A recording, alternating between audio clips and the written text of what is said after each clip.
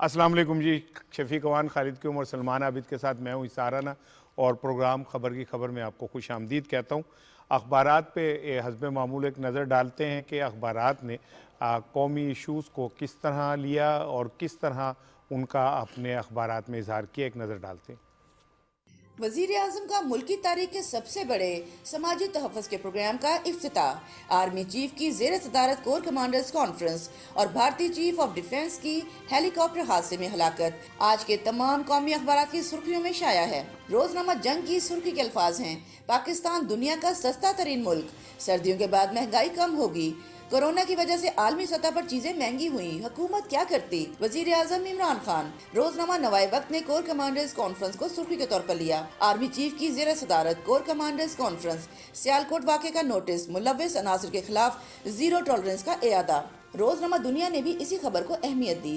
Core commanders conference, Sialkot वाक़े का notice, ऐसे अनासर से कोई रियायत न बरतने का अज़्म।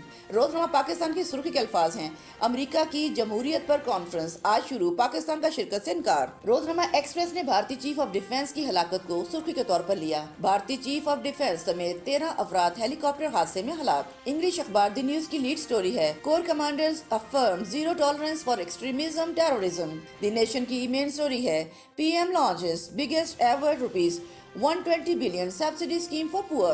डॉन अखबार की टॉप स्टोरी है, इमरान अनवेल्स नया Pakistan car initiative. Daily Times की हेडलाइन स्टोरी है, PM launches biggest ever social protection program। Express Tribune ने भी इसी खबर को फ्रंट पेज पर कवर किया, PM launches history's biggest social protection program।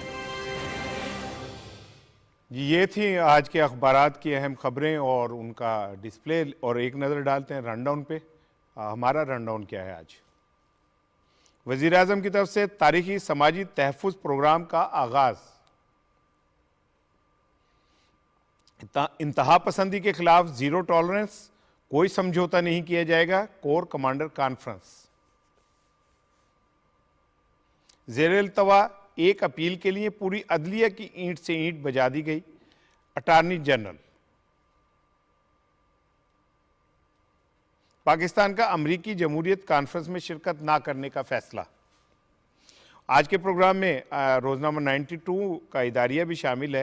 Afghanistan में पुरअमन किरदार और आलमी ताउन से मशरूत उसको किया है। इसी तरह रोजनामा डाउन में फहद हुसैन साहब का कालम है, all rise for the PPP, और टॉप ट्रेंड है पाकिस्तान वर्सेस बांग्लादेश। राना साहब, इससे पहले कि आप टॉक्स पे आए, मेरा आपसे एक सवाल है। हम सब ने अपना प्राइवेट मीडिया में काम किया और अब PTV पे हैं, तो क्या फ़र्क है वहाँ का एक रनडाउन बनाने का और यहाँ का रनडाउन बनाने का? क्या क्या, क्या अपना प्रैक्टिस वहाँ होती है और क्या प्रैक्टिस यहाँ पे है? मुस्कुरा गए है नहीं मुस्कुराने के। देखिए, एक चीज़ जो हमने यहाँ आके हम चारों ने अपने तौर पे वो तय की, वो ये कि हम रियासत पाकिस्तान के सरकारी चैनल के ऊपर बैठ के हम परफॉर्मेंस कर रहे हैं, और अल्हम्दुलिल्लाह ये हमारे लिए एक फ़ख्र की बात है। बिल्कुल, हम we are proud of it. हाँ, जब हम ये रनडाउन बनाते हैं तो हम कोशिश ये करते हैं, हम चारों मिल के, कि हम एक ऐसा रनडाउन बनाएं जो रियल इश्यूज़ के ऊपर मबनी हो, जो बराह रास्त आवाम के साथ जिनका ताल्लुक़ हो। और दूसरी बात ये कि हम अपने रनडाउन में कोशिश करते हैं कि हर वक्त रोने के बजाय, मनफी चीज़ें दिखाने के बजाय, हम मुस्बत चीज़ों को भी हाईलाइट करें, उस पर भी डिस्कस करें। यकीन कीजिए कि ये मैं कोई इसलिए नहीं कि हम आपस में बात कर रहे हैं, कल मुझे 2-3 लोगों ने ये बात की कि जी आप वो चीज़ें डिस्कस करते हैं जो प्राइवेट चैनल नहीं कर रहे। सो इट्स आवर क्रेडिट कि हम इस तरह करते हैं। आप मुझे बताएं ना, सुबह के वक्त जब हम चारों, खालिद साहब पेन लेके बैठते हैं और अखबार सामने रखते हैं, और सलमान जो है वो एडिटोरियल पढ़ते हैं, कॉलम पढ़ रहे होते हैं, इसमें से ये लेना है, इसमें से ये लेना है, तो ये कहा जाता है, पंजाबी में कहते हैं कि सहाफ़ी और डड्डू एक जगह इकट्ठे नहीं रह सकते। ठीक है, तो ये हम इकट्ठे रह रहे हैं, ये भी एक तो मौजज़ा है ना शफीक साहब, और इस मुआवजे के अंदर ज़ाहिर है हम चारों का ही कंट्रीब्यूशन है। और शुरू के दिनों में तो थोड़ा सा वो हुआ कि भाई नहीं ये नहीं, लेकिन अब मैंने देखा है कि हमारे अंदर भी एक ख़ास किस्म का वो पैदा होता जा रहा है, हम हारमोनी भी, और फिर ये कि अंडरस्टैंडिंग डेवलप हो गई है इस तरह की। आप नहीं महसूस करते कि कुछ चीज़ें जो आप चाह रहे होते हैं वो हम नहीं चाह रहे होते तो हम कह देते हैं कि ठीक है, और जो हम चाह रहे होते हैं तो खालिद क्यों कह देता है। सो हम, it's a team work now, देखिए इस प्रोग्राम की 4 बीवी हो गई हैं, अब 5वीं बीवी की शरई गुंजाइश नहीं है। और ये सबसे बड़ी बात है कि चारों बीवियां जो हैं हंसी खुशी रह रही हैं और मिल के काम कर रही हैं, और अपने जो खावन पीटीवी को वो किसी किस्म का टफ टाइम नहीं दे रही। और जो देखने वाला आवाम भी हैं उनको भी ये लग रहा है कि भाई ये मिसाली चारों बीवी हैं और सब बीवियों को ऐसे होना चाहिए। अच्छा नहीं खालिद साहब, आप वो बीवी हैं जो बहुत कम गो हैं, लेकिन ऐसी काम पाते हैं, कार्रवाई करते हैं लेकिन आपके। मैं काम जो भी डालता हूँ वो आपसे सब दोनों तीनों से पूछ कर ही करता हूँ। जो काम करना चाह रहा होता हूँ तरीके से आपसे शफीक से पूछ लेता हूँ, आपसे पूछ लेता हूँ, सलमान से, यार ये देख ले जरा, इसमें से कुछ हो सकता है, निकल सकता है। दूसरा सबसे अहम बात आपको राणा साहब बताऊँ कि इस प्रोग्राम की जो प्राइवेट चैनल्स के मुकाबले में जो खसूसियत है वो ये है कि इसके अंदर कोई एजेंडा नहीं होता, एजेंडा नहीं। और दूसरा इसमें कोई डिक्टेशन नहीं होती। हमें तो कभी डिक्टेट नहीं किया गया कि आप अपने प्रोग्राम के अंदर ये टॉपिक रखें, ये बात करें और इस तरह जो है आप किसी को हिट करें। ये ऐसी चीज तो इस प्रोग्राम में बिल्कुल ठीक है। सलमान को पिछले 3-4 दिनों से खांसी है, तो इसके दोस्त ने कल इसे पूछा है कि यार तुम वैसे खांसते रहते हो, प्रोग्राम में नहीं खांसते? कहता जी शफीक अवान नहीं खंगन देता मैं। सलमान साहब, आप बचपन से प्रोग्राम कर रहे हैं, करंट अफेयर के प्रोग्राम में आ रहे हैं, तो क्या आप ये चेंज फील की? आप प्राइवेट भी करते हैं, ये भी करते हैं, और अब क्या फील? मैं तो काफ़ी अरसे से पाकिस्तान टेलीविज़न पे ना बतौर गेस्ट के तौर पे आता था, लेकिन एक दफ़ा बाकायदा प्रोग्राम करना जो है ये मेरा एक नया तजर्बा है पाकिस्तान टेलीविज़न के साथ, और ख्वाहिश भी थी और वो ख्वाहिश भी उसकी तकमील भी हुई है। लेकिन जो सबसे इम्पॉर्टेंट बात है ना, ये जो नेशनल इश्यूज़ का, रीजनल इश्यूज़ का और इंटरनेशनल इश्यूज़ का एक कम्बिनेशन है ना, वो आपको सिवाय पीटीवी के अलावा किसी और चैनल पे नहीं मिलेगा। मैं आपको ईमानदारी से बताता हूँ, मैं प्राइवेट चैनल में जाता हूँ ना, जब रात को मुख्तलिफ शोज़ में, लोग सिर्फ डोमेस्टिक पॉलिटिक्स में बैशिंग के अलावा मुझसे कुछ एक्सपेक्ट नहीं करते वो। लेकिन यहाँ एक नैरेटिव बिल्डिंग, आप अपना पॉइंट ऑफ व्यू इंडिया के कॉन्टेक्स्ट में, अफगानिस्तान के कॉन्टेक्स्ट में, अमेरिका के कॉन्टेक्स्ट में, सी पैक के कॉन्टेक्स्ट में, और वो इश्यूज जिसका ताल्लुक रेटिंग के साथ नहीं है, वो आप पीटीवी के ऊपर बैठ के कर सकते हैं। तो मैं बड़ा अपने आप को आज़ाद समझता हूँ इस कॉन्टेक्स्ट में कि हम ये गुफ्तगू कर सकते हैं। लेकिन जब मैं बाकी चैनल पे बैठता हूँ, कहते हैं ना करें यार, इसकी तो रेटिंग ही नहीं बनती, आप जरा बैशिंग करें बस। तो मैं समझता हूँ पीटीवी के अंदर जो सबसे बड़ा कमाल है ना, वो ये है कि एक नेशनल नैरेटिव की जो डिबेट फवाद साहब भी उठाते हैं बार बार, और हमारी सियासी और उसकी क़यादत भी, वो हो ही सिर्फ पीटीवी से हो सकती है। और मैं इसलिए बार बार कहता हूँ कि पीटीवी को मेन स्ट्रीम मीडिया के अंदर लीड करते हुए नजर आना चाहिए। राणा साहब, एक उसके बाद आप इस पे आ जाएं, अपने रनडाउन पे आ जाएं।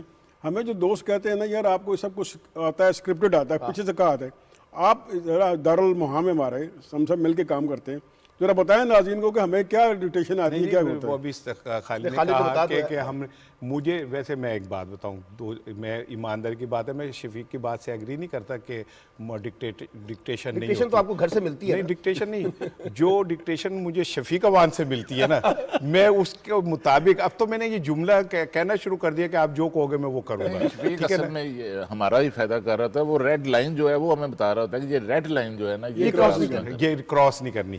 लेकिन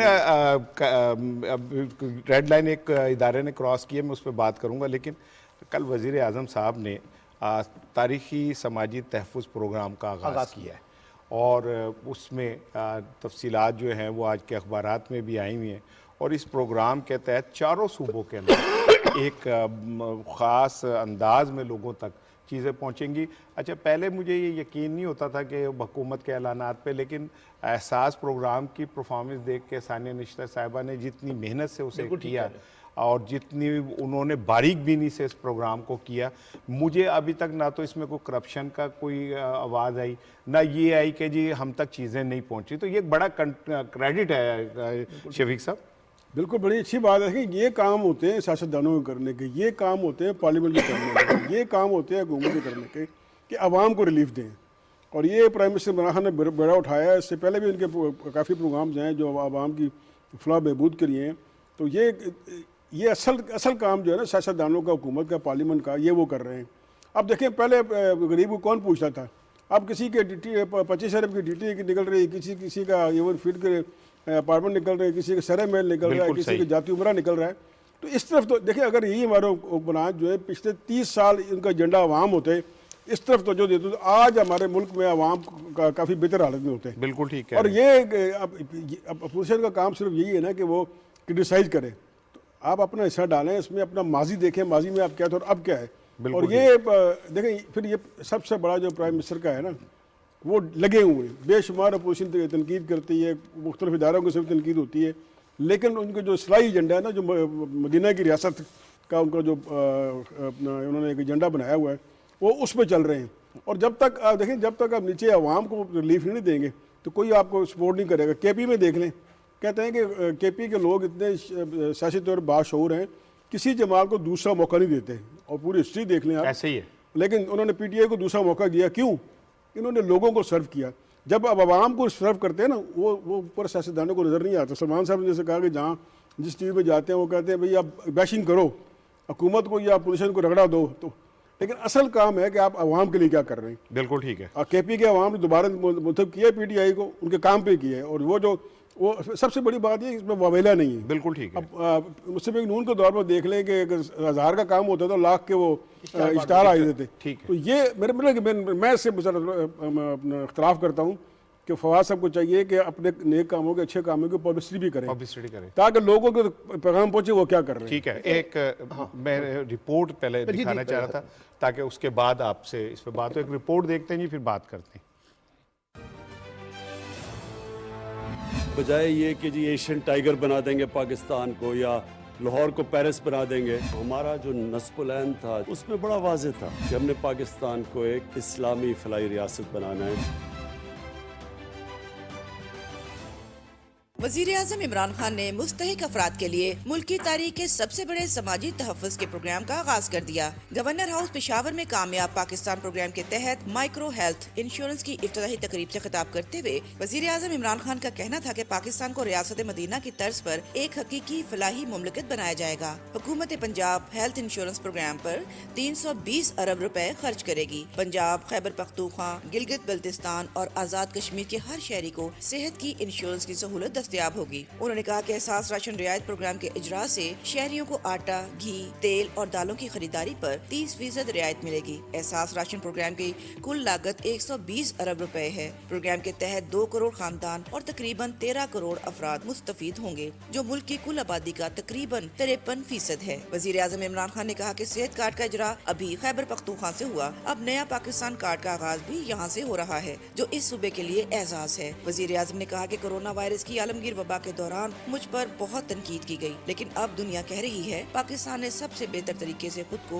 कोरोना वायरस की वबा की मुश्किल सूरत हाल से निकाला। और बैनुल अक़वामी जरीदे इकोनॉमिस्ट ने भी अपनी रिपोर्ट में लिखा है कि कोरोना वायरस की वबा के दौरान पाकिस्तान ने अपने लोगों और मईशत दोनों को बचा लिया। सेहत कार्ड की सहूलत से मुस्तफीद होने वाले अफराद की तादाद में इजाफा इस स्कीम और हुकूमत पर भरपूर एतमाद का मजहर है।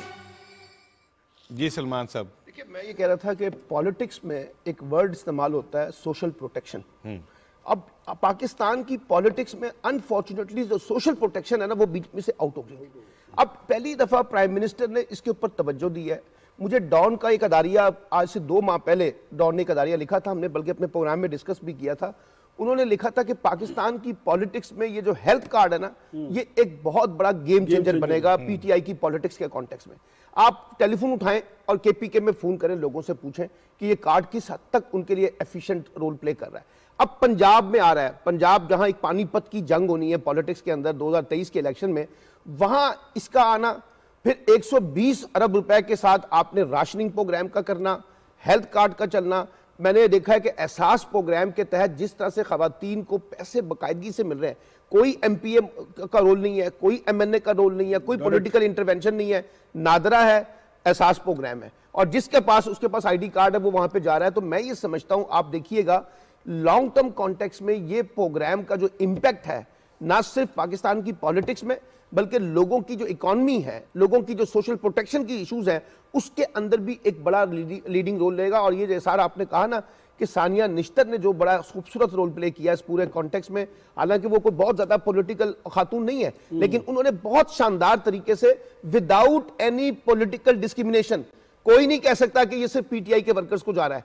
जो लोग, मतलब आप हेल्थ कार्ड को देखें ना, जो नादरा से रजिस्टर्ड है उसको ये जा रहा है, चाहे वो पीपल्स पार्टी से ताल्लुक रखता है, चाहे वो पीएमएलएन से है, चाहे वो पीटीआई से है, जेयूआई से है, एमक्यूएम से, सबको मिल रहा है। इसलिए ये एक बड़ी खूबी है। इससे पहले जो प्रोग्राम चले ना शफीक साहब, वो ज्यादा पॉलिटिसाइज प्रोग्राम चले हैं, पीएमएलएन ने चलाए, और पीपल्स पार्टी ने चलाया, उन्होंने अपने वर्कर्स को ज्यादा फोकस किया। बिल्कुल ऐसे ये ही है। एक लार्जर प्रोग्राम है जिसमें सब लोगों को विदाउट एनी डिस्क्रिमिनेशन जो है ये इसको उसको फैसिलिटेट किया गया। खालिद साहब, चूंकि इसका वॉल्यूम बहुत बड़ा है, स्केल बहुत बड़ा है, तो क्या हमारा जो सिस्टम है इसको बोझ को उठा लेगा और इसमें एरर फ्री हम कामयाब हो जाएंगे डिलीवर करने ये में? देखिए, डिलीवर करना नहीं, ये डिलीवर हो रहा है इस वक्त। ठीक। और जो पाकिस्तान के अंदर इस वक्त असास प्रोग्राम है उसकी बैनुल-अक़वामी सतह पर जो है उसका इतराफ़ किया गया है उसकी कामयाबी का। और उसके साथ आप देखें तो रवां जो माली साल था, मैं थोड़े ज़रा दादोशुमार आप कहते हैं कि आपके पास होते हैं तो वो दे दूं कि जो रवां माली साल के दौरान 250 अरब रुपए जो हैं वो असास प्रोग्राम के लिए रखे गए हैं। और ये जो 120 अरब रुपए अब राशन प्रोग्राम है ये अलग है उससे। और दूसरा मैं आपको बताऊं कि ये तारीख का सबसे बड़ा जो प्रोग्राम है वो आम आदमी को जो है, वो बैंक तो आम आदमी को लोन ही नहीं देते थे, कर्जे ही नहीं देते थे। ये पहली दफ़ा हो रहा है कि आम आदमी को इंटरेस्ट फ्री शफीक साहब लोन जो है 5 लाख रुपए तक जो है वो देहात के अंदर किसानों को मिलेगा इंटरेस्ट फ्री, और 5 लाख शहरों के अंदर जो आम आदमी है उसको अपना कारोबार एस्टेब्लिश करने के लिए मिलेगा। और इसके तहत 1400 अरब रुपए की जो एलोकेशन है वो रखी गई है, उसका ऐलान किया गया है। और इसी तरह ये जो हेल्थ कार्ड है, देखिए कश्मीर के अंदर, गिलगित बल्तिस्तान के अंदर और केपी के अंदर तो तमाम जो शहरी हैं उनको दिया जा चुका है। और पंजाब के अंदर 2 जो डिवीजन है, साहिवाल डिवीजन और डेरा गाजी खान डिवीजन, वहाँ पर ये फैसिलिटी जो है वो दे दी गई है। और अब जनवरी 2022 से पंजाब के तमाम इजला के अंदर तमाम शहरियों को, तमाम लोगों को ये जो हेल्थ कार्ड की सहूलत है, ये एक इनकलाब है जो शहरियों की जिंदगी में आएगा। बिल्कुल साहब, देखिए आम लोगों के मसाइल क्या हैं जो खालिद यूं साहब ने गिनवाए हैं, सलमान साहब ने गिनवाए हैं, और जो कल प्राइम मिनिस्टर ने अनाउंस किए, वो रोटी कपड़ा मकान, फिर सेहत भी, फिर आपके ना किसान भी उसमें शामिल हैं, फिर आपके गरीब तबका भी शामिल है जिसको राशन मिलना है, इसमें डिसेबल भी शामिल है। इसमें डिसेबल तमाम जो ज़िंदगी तबकात वो शामिल हैं जो कि डिज़र्व करते हैं। तो ये जो है, ये जो हमारे 30 साल से हम पे मुसल्लत थे, उन्होंने ये क्यों ना किया? आपको शफीक साहब याद होगा कि मुस्लिम लीग नून के दौर में सस्ता आटा मुहिम शुरू हुई थी, और सस्ता आटा मुहिम का बाद में पता चला कि सारी बोरियां जो हैं वो मुस्लिम लीग नून के ओहदेदार ले जाते थे, और वो ले जाने के बाद उसे ब्लैक के अंदर वो बेचते थे। इसी तरह पीपल्स पार्टी का जब बेनज़ीर कार्ड शुरू हुआ, नो डाउट कि वो एक बहुत बड़ा प्रोजेक्ट था और नो डाउट कि उसमें बड़ी मेहनत हुई, लेकिन उसका नतीजा क्या निकला कि सिंध के जो ग्रेड 20 और 21 के ब्यूरोक्रेट्स थे वो भी उससे मुस्तफ़ीज़ होते रहे। फरजाना राजा पहली उसकी हेड थी, वो पाकिस्तान छोड़ के मुल्क से ही चली गई। जब वो करप्शन सामने आई तो वो इतना खौफज़दा हुई कि वो पाकिस्तान छोड़ के फरजाना राजा चली गई। तो इस प्रोग्राम की जो सबसे बड़ी क्रेडिबिलिटी है, आप किसी बंदे को भी पूछें कि जी ये तुम्हें कार्ड मिल रहा है, तुम्हें कि इसमें कुछ कोई ऐसा वैसा कुछ हो रहा है, तो आपको एक गरीब आदमी यही कहेगा कि नहीं जी, हमें तो जो मिल रहा है उसके बेनिफिट्स भी हम ही ले रहे हैं। और दूसरी बात शफीक साहब जो बड़ी इंपॉर्टेंट है वो ये, जो अभी आपने एक जुमला कहा, रोटी कपड़ा और मकान। देखें यार, इस 20 करोड़ 22 करोड़ आवाम का कसूर क्या है? ये आपको कंधों पे बिठा के इक़्तिदार तक लेके जाते हैं, ठीक है? ये आपके लिए गोलियां खाते हैं, आंसू गैस की शेलिंग झेलते हैं, जेलें भुगतते हैं। पीपल्स पार्टी के जियालों ने जितनी तकलीफें उठाई किसी पार्टी के लोगों ने, और हम उन्हें सलाम पेश करते हैं उन कारकुनों, लेकिन उन्हें क्या मिला? ये मिला कि जनाब अली अब जरदारी साहब खरबोपति हो गए। ये मिला कि क्या कहते हैं, पीपल्स पार्टी के नीचे की लीडरशिप जो है वो अरबोपति हो गई, और उन्होंने राज्य के करप्शन की, सिंध के अंदर जितनी करप्शन हुई है, मैं समझता हूँ तारीख के अंदर कभी करप्शन नहीं हुई। तो मैं समझता हूँ कि ये बड़ा एक आम आदमी, गरीब आदमी के घर यार अगर 12,000 2 महीने 3 महीने बाद चले जाते हैं, उसे हेल्थ की सहूलत मुफ्त मिल जाती है, उसे कार्ड मिल जाता है जिससे उसे सस्ता सामान मिल जाता है, तो इससे बड़ी और ब्लेसिंग क्या होगी? और आखिरी जुमला, आई एम सॉरी, दूसरा नहीं कहूँगा, सॉरी, तीसरा भी नहीं, वो जो आखिरी जुमला है ना वो ये है कि शफीक साहब, इस मुल्क के अंदर ये जो गरीब लोग हैं इनके लिए तो बहुत पहले बहुत कुछ हो जाना चाहिए था, और नहीं हो सका अनफॉर्चुनेटली। लेकिन अब ये आगाज है, हाथी के मुंह में जीरा है, लेकिन ये इंशाल्लाह ताला बढ़ेगा। हमारी दुआएं इसके साथ हैं। सानिया डॉक्टर नौशीन हामिद साहिबा हमारे साथ हैं, और वो पार्लिमानी सेक्रेटरी हैं तहरीक इंसाफ की, MNA हैं। तो अस्सलाम वालेकुम मैम, ये बताइएगा, हम बात कर रहे हैं इस मंसूबे के ऊपर, तो एक मंसूबा तो बहुत बड़ा है और इसकी अगर इम्प्लीमेंटेशन हो जाए तो मैं समझता हूँ कि गरीब आदमी को कुछ तो मिलेगा रिलीफ। जी बिल्कुल, देखिए मैं समझती हूँ कि प्राइम मिनिस्टर इमरान खान साहब का पहले दिन से यही विजन है कि वो लोगों को गुर्बत की लकीर से निकालेंगी, ऊपर लेकर आए, और इसके लिए वो हमेशा ये कहते हैं कि जी उनकी जिंदगी का मकसद ही ये है कि वो इस मुल्क से गुर्बत का खात्मा करें। और आपने देखा होगा कि जितने भी प्रोग्राम आज तक लॉन्च हुए हैं उनमें कहीं ना कहीं इस चीज का जरूर होता है कि हम किस तरीके से अपने पिछड़े हुए तबके को ऊपर ला सकते हैं, उनको सहूलियात दे सकते हैं। उसके लिए आपने देखा है कि ये जो कार्ड वगैरह हैं, चाहे वो सेहत कार्ड हो, किसान कार्ड हो, जितने भी ये यूथ के प्रोग्राम है, सास के प्रोग्राम है, इन सब का टारगेट जो है वो लोग हैं जो कि हमारा निचला तबका है, और उनको ये सोशल प्रोटेक्शन के जरिए खान साहब जो हैं वो चाहते हैं कि उनकी जिंदगियां जो हैं वो आसान हो और उनकी बहुत सारी चीजों की जिम्मेदारी स्टेट खुद उठाए। अच्छा मैम, ये बताइएगा कि पीडीएम के हवाले से 2-3 दिन से बात हो रही है और बहुत सारे जो कोनों से ये आवाज़ बुलंद हो रही है कि उसमें खासा ब्रेकअप हो चुका है। आप पार्लिमानी सेक्रेटरी हैं, पार्लियामेंट का हिस्सा हैं, आपको क्या नज़र आता है, आपकी क्या ऑब्जर्वेशन है? जी मैं समझती हूँ कि पीडीएम एक बहुत अननेचुरल अलायंस है। वो कुछ ऐसे लोग इकट्ठे हो गए हैं जिनके आपस में कोई नजरिया, कोई उनकी पॉलिसी जो है वो एक दूसरे से मुताबिकत नहीं रखती है। उनके बेसिक नजरियाती डिफरेंसेस हैं और इस किस्म के इत्तेहाद जो हैं वो नहीं चल पाते। और अभी तो 23 मार्च में बहुत दिन है, मैं समझती हूँ कि अभी तब तक हम ये देखते हैं कि इनके, क्योंकि हर थोड़े दिन के बाद हम देखते हैं कि आपस में ही छोटी छोटी बातों के ऊपर फूट पड़ जाती है और कभी एक पार्टी छोड़ती है, कभी दूसरी छोड़ती है, कभी कोई एक पीछे हटता है। तो ये मैं नहीं समझती कि ये 23 मार्च तक इनका कोई मिलजुल कर चलेंगे। अभी बहुत सारे इख्तलाफात इनके खुद ही से सामने आ जाएंगे। वो तो कह रही है कि अभी तो कुछ इख्तलाफात सामने ही नहीं आए पीडीएम के, जो अभी आ जाएंगे सामने। अब देखें ना, पीडीएम हम भी इतने अरसे से कवर कर रहे हैं, देख रहे हैं कि रोज़ इजलास इजलास करते हैं ये सरबराही और फिर स्टीयरिंग कमेटी का, और उसका रिजल्ट कुछ नहीं होता।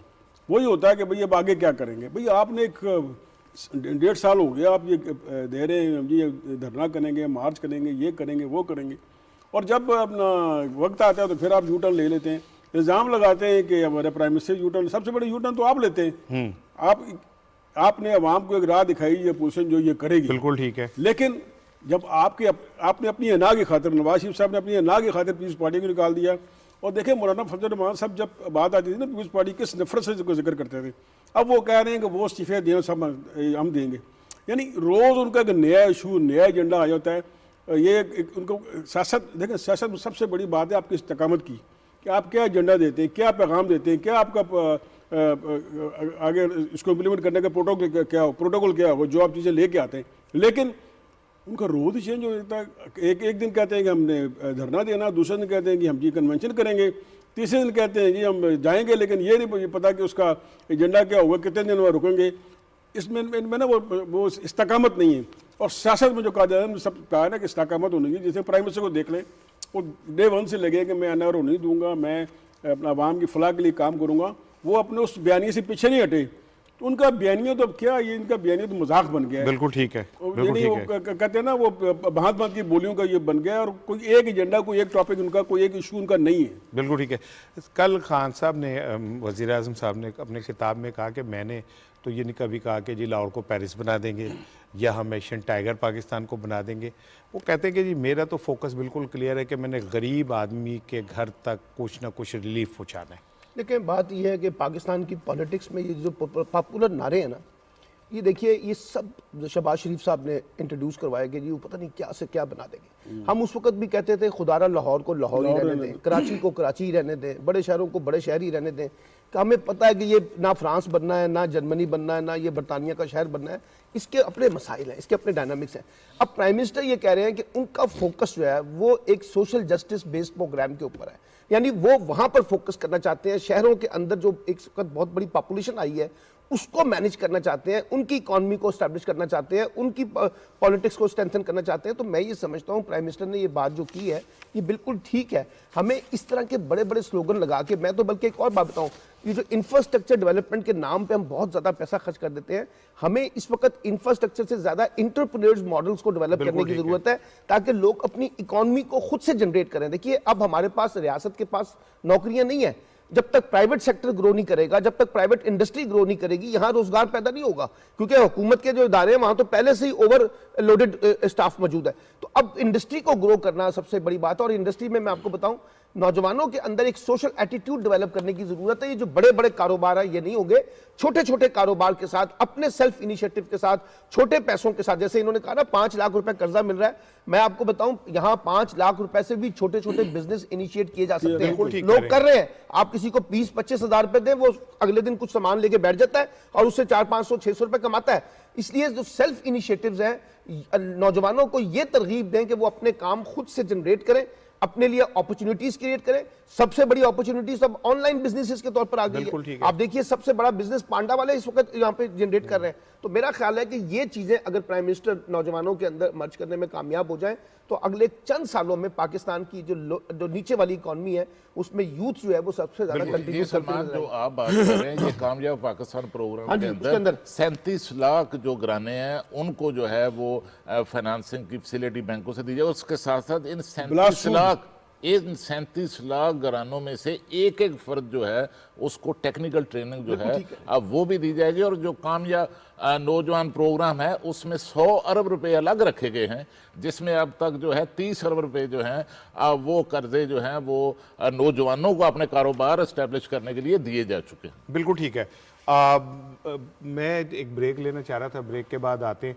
और जाते हुए सिर्फ एक चीज़ मैंने डिस्कस करनी है कि इलेक्शन कमीशन ने अब वज़ीर आज़म इमरान खान साहब को कहा कि जी आप पेशावर का दौरा ना करें क्योंकि बल्दियाती इंतखाबात हो रहे हैं। अब कल को पंजाब में शुरू हो जाएंगे, फिर सिंध में शुरू हो जाएंगे, फिर उधर शुरू हो जाएंगे।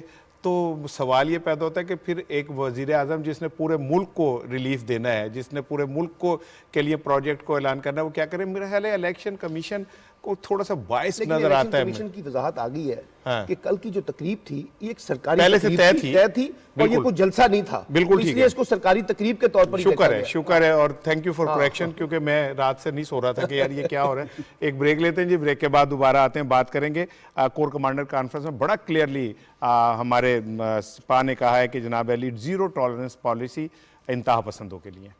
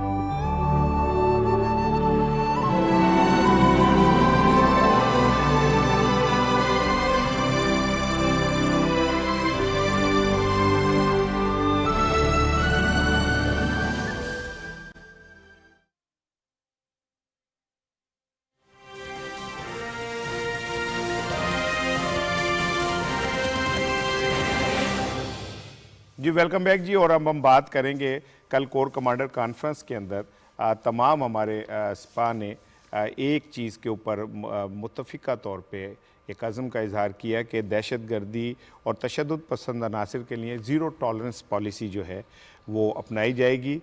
और इस कॉन्फ्रेंस के अंदर जो प्रेस रिलीज ISPR की आई उसके मुताबिक आर्मी चीफ साहब ने जनरल कमर जावेद बाजवा साहब ने कहा कि सिक्योरिटी सूरत हाल का जायज़ा लेते हुए किसी भी ख़तरे से बचाव के लिए फ़ौज को चौकस रहने का हुक्म भी दिया गया। और आर्मी चीफ साहब ने कहा कि टेक्नोलॉजी पर मुनहसर जंगों के लिए तैयार रहना अज़द ज़रूरी है, यानी आने वाले जो चैलेंजेस हैं उसकी तैयारी जो है वो बहुत ज़रूरी है। मैं चाह रहा हूँ कि एक एक जुमला इस पे हम बात ज़रूर करें कि जो मुल्क की सूरत हाल है शफीक साहब, सानिया सियालकोट के बाद उसमें नैरेटिव डेवलप हो रहा है और इसमें पाक फ़ौज ने अपना बिल्कुल क्लियर स्टांस दिया कि इनके लिए ज़ीरो टॉलरेंस। देखिए बड़ी अच्छी बात है जो सियालकोट के वाक़े पे हमारी पूरी सोसाइटी, हुकूमत, अपना हमारे सिविल सोसाइटी और मीडिया, सब वकला, पूरी बुरादी, सब पूरा पाकिस्तान जो है इस पर यकजा था कि ये इसको कंडेम कर रहे थे कि ये ठीक नहीं हुई। इवन हमारे उलमा भी वहाँ पर गए भी बिल्कुल हैं ऐसे ही है और उन्होंने अपने यकजहती का इजहार किया है। अब जो है ना अपना हाईएस्ट फोरम जो हमारा फ़ौज का हाईएस्ट फोरम है, वहाँ से भी आवाज़ आ गई और ये भी उन्होंने क्लियर कर दिया है कि इस पर कोई हम समझौता नहीं करेंगे और ज़ीरो टॉलरेंस होगा, आइंदा ये वाक़यात ना हो। अब देखें ना, ठीक है हुकूमत अपने इक़दाम करती है, हम करते हैं, मीडिया करता है, सोशल मीडिया करता है, फिर आपके वकला करते हैं, उलमा करते हैं, लेकिन जो आर्मी की तरफ से इस कोर कमांडर कॉन्फ्रेंस इस इशू को शामिल करना, इस टॉपिक को शामिल करना, ये जाहिर करता है कि वो कितने कंसर्न है। बिल्कुल, और इंशाल्लाह बैशियत कौम आइंदा में ऐसे वाक़या का कोशिश करेंगे आदा ना हो, और उससे पूरी कौम फ़ौज की और प्राइम मिनिस्टर इमरान खान के साथ है। बिल्कुल ठीक है। सलमान, जनरल तलत मसूद साहब हमारे साथ लाइन पे, पहले मैं ज़रा मैं उनसे बात करूँ। अस्सलाम वालेकुम सर। जी वालेकुम सलाम जी। सर कल जो कोर कमांडर कॉन्फ्रेंस हुई और उसमें कहा गया कि दहशतगर्दों और इंतहा पसंदों के हवाले से ज़ीरो टॉलरेंस पॉलिसी जो है उसका ऐलान किया गया। तो आप समझते हैं कि पाक फ़ौज ने भी अपना कैटेगोरिकली हिस्सा डाल दिया है उस बयानिए में जो कौम डेवलप कर रही है कि ऐसे अनासर को तो बिल्कुल कोई गुंजाइश नहीं मिलनी चाहिए? जी, इसमें तो कोई शक नहीं और मेरे ख्याल में ये बड़ा ज़रूरी था। और इस ऐलान से ये पता लगता है कि अब पूरा मुल्क जो है उसमें एक यगानियत है सोच में, क्योंकि ये पता यानी बार बार जिस किस्म के वाक़यात हुए हैं और ख़ास तौर से जो रिसेंट वाक़या हुआ है वो तो इतना शर्मनाक है और इसने तमाम मुल्क को मुत्तहद कर दिया है। अब देखना ये है कि जो पॉलिसीज़ इन्होंने इख्तियार की हैं उन पर अमल जो है करना बड़ा ज़रूरी है। और हम समझते हैं कि इस वक्त जो है जिस तरीके के हालात हैं और जिस तरीके का अज़्म भी फौज की क़यादत और सिविलियन क़यादत ने की है, मुझे काफ़ी उम्मीद है कि ये जो एजेंडा है ये इसके ऊपर भरपूर तरीके से अमल होगा। बिल्कुल ठीक है सर। ये बताइएगा कि उल्मा ने भी परसों वहाँ गए जाके, और तमाम उल्मा, बड़ी खुशी की बात है कि तमाम उल्मा, तमाम मकातब फ़िक्र के उल्मा वहाँ पे मौजूद थे और मुफ्ती तकी उस्मानी साहब की सरबराही में सब ये गए और एक उन्होंने भी ज़बान में कहा कि जुमे को एक तो हम यौम मुज़म्मत मनाएंगे और उन्होंने इसे कंडेम किया। फ़ौज की जानिब से, उल्मा की जानिब से ये सारा कुछ आ रहा है, तो एक मुहिम चलाने की ज़रूरत महसूस की जा रही है कि इसके खिलाफ एक दफ़ा पूरी कौम एक बयानिए पे तो खड़ा हो ना। जी बिल्कुल, ये बहुत ज़रूरी था और ख़ास तौर से जिस तरीक़े से मौलाना साहब ने भी और पूरे हमारी जो मजहबी क़यादत है उन्होंने जिस तरीक़े से इसकी हिमायत की है, इससे जाहिर होता है कि मुल्क जो है इसमें इसकी सोच में यगानियत है। इसलिए कि देखिए जिस किस्म का जुर्म हुआ और जिस किस्म के माजी में भी जुर्म होते रहे हैं, ये इस्लाम के लिए और पाकिस्तान के लिए बहुत ही शर्मनाक वाक़यात हैं। तो ये किसी सूरत में इनको बर्दाश्त नहीं किया जा सकता। सर थैंक यू, बहुत शुक्रिया सर बात करने का हमारे साथ। कल कॉन्फ्रेंस के अंदर जनरल साहब ने कहा कि अफ़गानिस्तान अमन के लिए आलमी क़ुव्वतों का ताउन जो है जारी रहना चाहिए। इसी पे रोज़नामा डॉन का इदारिया भी है और इस इदारिये में उन्होंने कहा कि अफ़गानिस्तान का पूरा अमन किरदार आलमी ताउन से तो मशरूत है। अगर आलमी क़ुव्वतें ताउन ही नहीं करेंगी तो कैसे मुमकिन है कि वहाँ पे अमन कायम हो सके? देखिए, एक तो ये 92 का इदारिया है बेसिकली। इसमें बुनियादी बात जो कल कोर कमांडर कॉन्फ्रेंस में भी हुई है वो हुई है अफगानिस्तान के कॉन्टेक्स्ट में। हम यहाँ पे अपने प्रोग्रामों में बार बार ये जिक्र करते रहे हैं कि अफगानिस्तान को अगर आपने रिजॉल्व करना है तो इंटरनेशनल सपोर्ट के बगैर ये मसला हल नहीं होगा। और 3 पॉइंट्स जो है ना वो बड़े इंपॉर्टेंट है। एक है इंसानी बुरहान को डील करना, दूसरा मईशत की बहाली और तीसरा एक पायदार किस्म का अमन जो है वो वहाँ पर आना चाहिए। और इसमें ख़ास तौर पे जो यूएन का वर्ल्ड फूड प्रोग्राम है, उन्होंने अपना इंतबाह किया है पूरी दुनिया को कि अगर आपने इंसानी बुरहान को पर काबू ना पाया तो वहाँ जो दहशतगर्दों की जो पनाहगाहें हैं ना, उनको आप एक किस्म का स्ट्रॉन्ग करने की कोशिश कर रहे हैं, दहशतगर्दी को आप स्ट्रॉन्ग करने की कोशिश कर रहे हैं। और मौसम सरमा के अंदर वहाँ जो खुराक का बुरहान पैदा होगा उससे इंसानी हलाकतों का खदशा है। इसलिए यहाँ ये सारी गुफ्तगू जो इस वक्त पूरे वर्ल्ड कॉन्टेक्स्ट में अफगानिस्तान तवज्जो का मरकज़ है, उसमें जब तक आप वहाँ पर अफगानिस्तान की हुकूमत को रिकग्नाइज नहीं करेंगे, आप उनके अकाउंट्स जो मुंजमद किए हैं वो बहाल नहीं करेंगे, आप उनके लिए आलमी इंसानी हकूक के इदारे जो सपोर्ट करना चाहते हैं उसके लिए फाइनेंशियल मैकेनिज्म को डेवलप नहीं करेंगे, आप वहां पर अफगानिस्तान की अंदर जो कुछ अफगानिस्तान ने इनिशिएटिव लिया, देखिए दो तरह के इनिशिएटिव है। एक तरीका, एक तो सिक्योरिटी इस वक्त वहां बेहतर है, कोई इस वक्त बहुत बुरी सूरत हाल सिक्योरिटी की नहीं है। दूसरे नंबर पे वहां औरतों के तालीम के बारे में उन्होंने बहुत सारे इनिशिएटिव लिए हैं। आहिस्ता आहिस्ता अफगानिस्तान जो वर्ल्ड एक्सपेक्टेशन है उसको मीट कर रहा है, लेकिन जो रिस्पॉन्स वर्ल्ड कम्युनिटी की तरफ से आना चाहिए वो अभी तक उस तरह से नहीं आ रहा। तो आर्मी चीफ ने या कोर कमांडर कॉन्फ्रेंस में ये कहा गया है कि अगर अफगानिस्तान को स्टेबल करना है तो international support as soon as possible वहां आएगी तो बात आगे चलेगी।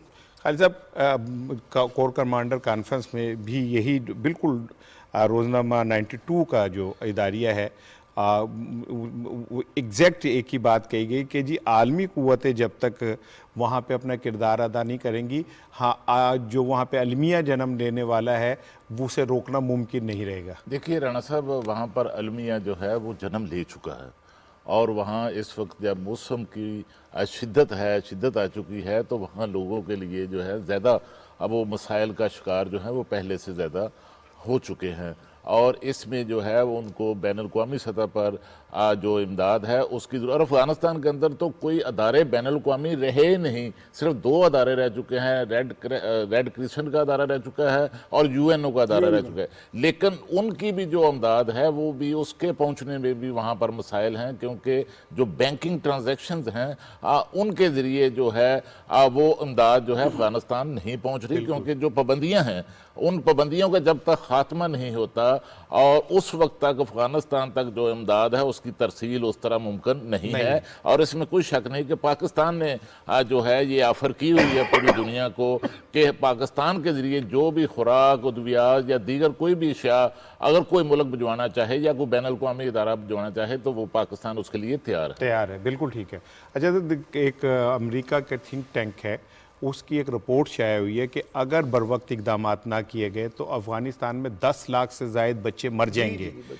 अब 10 लाख बच्चे, जहाँ वो यूरोप, वो अमेरिका, वो ममालिक जहाँ पे एक चिड़िया के ऊपर वो बड़ा सोशल मीडिया पे और ये सारा कुछ होता है, उन्हें 10 लाख बच्चों की अमवात नज़र नहीं आ रही और इस सतह पे बेहिसी का आलम है कि पाकिस्तान, रूस, चीन अपने तौर पे जो कर सकते हैं वो कर रहे हैं। पाकिस्तान ने तो भारत तक को राहदारी की वो दे दी सहूलत कि आप गंदम वहाँ पहुँचाना चाहते हैं तो हम हाजिर हैं, लेकिन इसके बावजूद आलमी उम्मा जो है वो शायद किसी अलमिये का इंतज़ार कर रही है ताकि उस अलमिये की आड़ में अफ़गानिस्तान के अंदर वो मुदाखलत करके और अपने जो गेम है, जो अपने मजमून मकासद हैं वो पूरे कर सके। अच्छा जी, चलते हैं। अब हम बात करेंगे कल इस्लामाबाद हाई कोर्ट के अंदर जो कुछ भी हुआ और उसमें अटार्नी जनरल साहब के दलाइल थे और उन्होंने कहा कि ऐसा लगता है कि एक शख्स को बचाने के लिए अदलिया की ईंट से ईंट बजाई जा रही है। और फिर उन्होंने कहा कि बात यह कि अगर किसी को इतनी ही अदलिया की तकलीफ़ है तो जब भुट्टो साहब को फांसी दी गई और किसी एक को जलावतनी दी गई और जब ब्रीफ केस के अंदर नोट भर के जाते रहे तो और जब जस्टिस सजाद के ऊपर हमले होते रहे तब किसी के पेट में दर्द नहीं हुआ, अचानक ये प्रॉक्सी पिटीशन जो है ये सामने आ गई। राणा साहब, ये देखिए मसला पता है कि ये इस सारी इससे जो गेमें होती है ना, अदलिया के ख़िलाफ़ हो, फ़ौज के ख़िलाफ़ हो, हमारे दीगर इदारों के ख़िलाफ़ हो, उसके पीछे कौन होता है? मुस्लिम लीग नून होती है। और मुस्लिम लीग नून ने हमेशा अपने ज़ाती मफाद को पाकिस्तान के मफाद पर तरजीह दी है। ये माजी इनका देख लें कि जैसे सजाद शाह साहब का आपने कहा है, फिर अपना सुप्रीम कोर्ट में हमला देख रहे हैं, दूसरी चीज़ें हैं। अच्छा, ये आपने एक पढ़ा होगा इश्तिहार अक्सर राणा साहब, आपकी तवज्जो चाहता हूँ, पकी पकाई देखें आर्डर पर तैयार की जाती है। यानी पकी पकाई देखें भी आर्डर पर तैयार की जाती है। और जो ये है ना जाती उमरा वाले, ये सबूत भी आर्डर पर तैयार करते हैं सबूत तो इटसेल्फ होता है ना, उसको तो क्रिएट नहीं करना पड़ता। ये क्रिएट करते हैं, फिर उन्हें तैयार करते हैं। बिल्कुल ठीक है। कैपिटल फंड देख लें, फिर अपना आपका नोटरी पब्लिक देख लें, कतरी खत देख लें, कोई एक मिसाल इनकी है। ये फिर अभी रिसेंटली जो ऑडियो वीडियो लीक हुई है, तो ये बजाय के एविडेंस जो है सर्कमस्टेंशियल एविडेंस या फिजिकल एविडेंस पेश करने के, उसको क्रिएट करते हैं। पहले पूरा उसको क्रिएट करते हैं, फिर उसको एक अपना हाइप क्रिएट करते हैं, मीडिया में देते हैं, लेकिन जब वही एविडेंस अपना अदालत में पेश करने की बारी आती है तो पीछे हट जाते हैं। असल में जो पीछे मीडिया ब्रिगेड हम बार बार जिक्र करते हैं, जो ये सारा कुछ इसमें मीडिया के इदारे भी शामिल हैं, इनकी ये ट्यून पर डांस करते हैं, वो इसलिए करते हैं कि हम एक माहौल बना दें और जजेस भी उससे मुतासर हो। लेकिन हमारी जुडिशरी जो है, हमारे इदारे जो है, अब वो इनके हथकंडों से आगाह हो चुके हैं। और ये आपको मेरा ये ख्याल कि मेरा अदालत को फैसला कर देना चाहिए कि जो इस किस्म की चीज़ें आ रही हैं, ऑडियो वीडियो लीक ये वो, एक अदालत में असरअंदाज होने की, उसको वंस फॉर ऑल एक सेट कर दें, डिसाइड कर दें कि भैया इसको उन्हें लेना है कि नहीं लेना, ताकि ये जो रास्ता है ना उनका, ये जो प्रोडक्शन हाउस है जाती उम्रा फिल्म वो बंद हो जाए, और वो जो भी एविडेंस देते हैं वो फिजिकल दें और उस पर अपना कायम रहें, और वो अदालतों में दें, बजाय कि बाहर से इंफ्यूज करें, ये हो गया वो हो गया, उसकी ऑडियो आ गई, उसकी वीडियो आ गई, उसका नोटरी पब्लिक आ गया, कतरी खत आ गया। एविडेंस दें और सॉलिड एविडेंस दें, इस किस्म के हरकतों से आ जाए जिससे अदलिया पे असरअंदाज होने की कोशिश की जाती है। ठीक है। अहमद पनसोटा साहब हमारे साथ लाइन पे हैं, ठीक है ना? अहमद पनसोटा साहब, मेरे से ना प्रोनाउंस नहीं हो रहा था, तो फिर शफीक ने मुझे तैयारी कराई कि ये लफ्ज़ इस तरह कहना है, तो उनसे मैं कह रहा थोड़ी सी राय ले लें माहिराना। ये कल अटॉर्नी जनरल साहब ने अपने दलाइल के दौरान कहा कि ये एक प्रॉक्सी पटिशन है। ये प्रॉक्सी पटिशन से क्या मतलब सर, क्या अहमद साहब? अगर आप इस पिटिशन की तरफ देखें तो इस पिटिशन के पीछे मुहर्रकात, या मैं पिटिशन की बात नहीं करूंगा, इस एफिडेविट इटसेल्फ की बात करूंगा कि उसके पीछे मुहर्रकात कुछ और नजर आते हैं। और वो एक्चुअली जो बात मेरा ख्याल अटॉर्नी जनरल साहब जिसकी तरफ इशारा करना चाह रहे हैं, तो ये है कि ये वो पंजाबी की एक मिसाल है जिसको हम कहते होते हैं, वो गाना भी है कि मैं नहीं बोल दी मेरा यार बोल रहा। ये कोई मामला कोई और है, जैसे कहते हैं कि मैं केस हूँ किसी और का, मुझे फाइल किसी और ने किया है। तो ये बेसिकली उस टाइप की मुझे सिचुएशन नजर आ रही है। और मेरा ख्याल है कि कोई भी चीफ जस्टिस पाकिस्तान का, किसी भी मुअज़्ज़ज़ अदालत का, अगर इस लेवल पर जाकर इस किस्म का कोई केस या एफिडेविट बनाता है, तो of course there has to be reason, because वो एक कोई नॉर्मल सेन आदमी तो ये काम नहीं कर सकता। और वो रीजन बड़ा क्लियरली अयां है कि एक पॉलिटिकल पार्टी का हेड जो है वो इन साहब को इस्तेमाल कर रहा है, और जिस किस्म की रीजनिंग दे रहे हैं वो आकर अदालत में, मतलब मैं तो कल एक प्रोग्राम में बोलने का मौका मिला तो वहां पर ये बात की कि यही रीजनिंग अगर पाकिस्तान का एक आम शहरी दे तो उसको बहुत क्रिटिसिज्म का सामना करना पड़े कि आप किस किस्म की भौंडी और जिसे कहते हैं कि अनरीजनेबल किस्म की रीजनिंग दे रहे हैं। लेकिन ये चूंकि साबित जज साहब हैं, ये भी कह सकते हैं कि मेरे पर लॉ का इतलाक नहीं होता, ये भी कह सकते हैं कि मेरी वाइफ ने मुझे, मरहूम वाइफ ने कहा था कि अपने पास संभाल के रखना और कभी भी इस कर्ज को उतारना है तुमने। तो इस किस्म की बातें हमें मूवीज में सुनने को मिलती हैं, लेकिन जब हम अपनी रियल लाइफ अदालत में वो भी देखते हैं कि साहब चीफ जस्टिस कह रहे हैं, तो मेरे लिए तो एज लॉ स्टूडेंट बड़ा शर्म का मुकाम है। अच्छा ठीक है, आप इसका मतलब ये है कि आप कहना ये चाह रहे हैं कि ये पिटीशन कानूनी और आईनी से ज़्यादा सियासी है? देखिए जी, पहली तो बात ये है कि एक आदमी को टारगेट किया जा रहा है और एक आदमी को बचाने की कोशिश की जा रही है।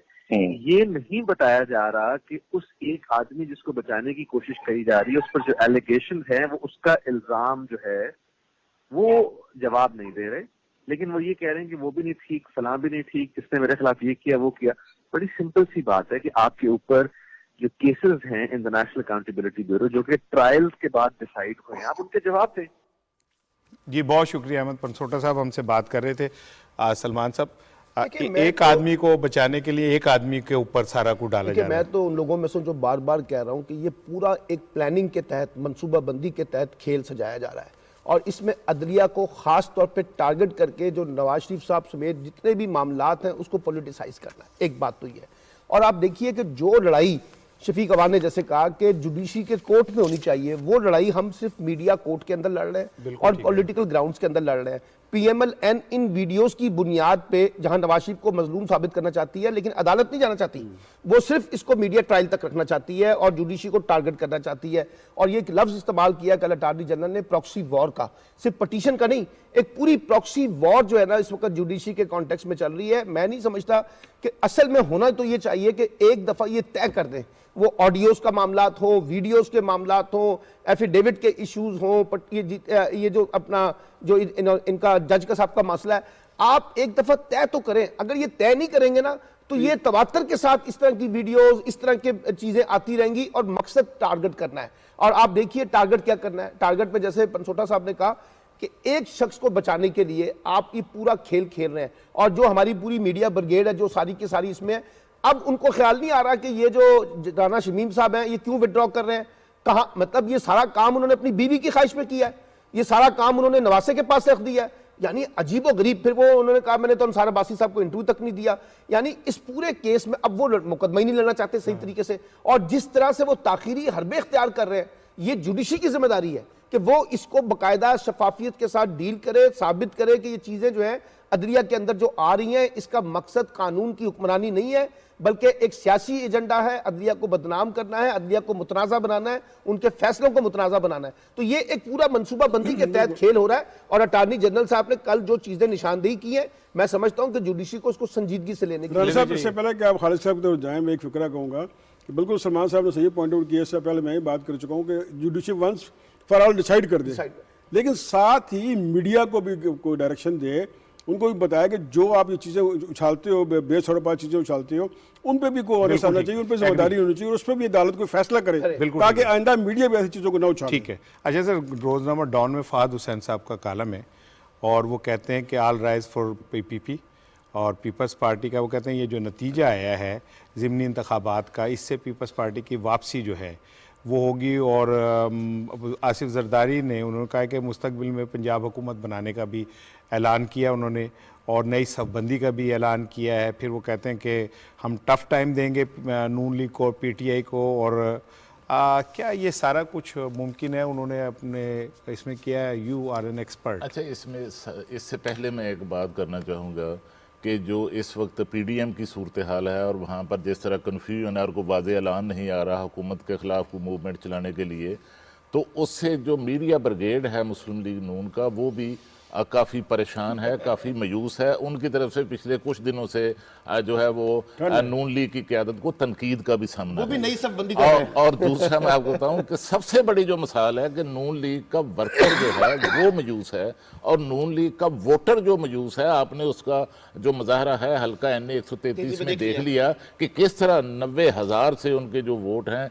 वो 46,000 तक नीचे जो आ गए। और दूसरा मैं आपको बताऊं कि इसमें जो फहद हुसैन साहब ने कॉलम में लिखा है पीपल्स पार्टी के हवाले से, वो दरअसल ये निशानदेही इसमें कर रहे हैं कि इस वक्त साबिक सदर आसिफ अली जरदारी पंजाब के अंदर बड़ी स्मार्ट मूव जो हैं वो कर रहे हैं, और वो एस्टेब्लिशमेंट और नून लीग की जो कशीदगी है, जो तनाव है, उसका वो पंजाब में बैठकर फ़ायदा उठाना चाहते हैं। और इसमें कोई शक नहीं कि बिलावल भुट्टो शफीक साहब इस ज़िमनी इलेक्शन के हक में नहीं थे, वो नहीं लड़ना चाहते थे, क्योंकि इससे पहले भी सियालकोट और डस्का में जो ज़िमनी इलेक्शन हुए पीपल्स पार्टी ने वहाँ पर अब्सटेन किया, वहाँ कोई उम्मीदवार नहीं दिया, और यहाँ पर भी उम्मीदवार नहीं देना चाहते। आसिफ अली जरदारी इस यहाँ उम्मीदवार देने पर जिद थे, और लगता कि बिलावल भुट्टो से उन्होंने यहाँ तक कहा कि देखिए आपको पता चलेगा जब नतायज आएंगे उसके बाद, और हमेशा आपको बाद में पता चलता है। राणा साहब ये फहद हुसैन बड़े पुराने जर्नलिस्ट हैं